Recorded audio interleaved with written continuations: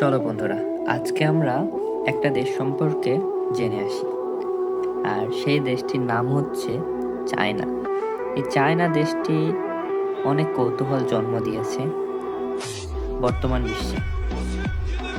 World পলিটিক্সে China একটি গুরুত্বপূর্ণ দেশ, যেখানে চায়নার যে ভৌগোলিক অবস্থান সেটা আমাদেরকে দারুণভাবে বিস্ময় এনে দিচ্ছে।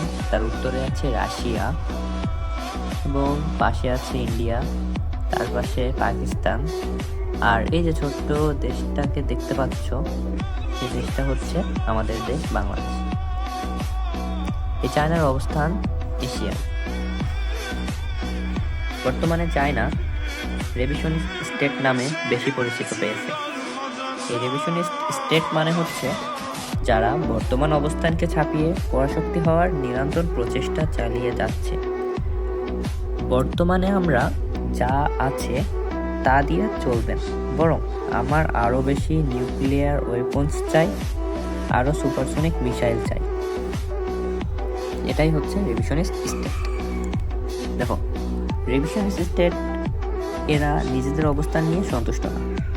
রাষ্ট্রগুলো কার্যকলাপের দিকে খেয়াল করলে দেখবা এরা নিজেদের আধিপত্য জানান দেওয়ার জন্য অনেক বেশি উচ্চবিলাসী হয়ে উঠেছে। তারা ওলফ ওয়ারিয়র ডিপ্লোমেসির মতো আগ্রাসনী কূটনীতি গ্রহণ করছে। ডিবেট ট্যাপে ফেলে ছোট ছোট দেশগুলোকে তাদের। আজকে এই পর্যন্তই, দেখা হচ্ছে দ্বিতীয় পার্ট।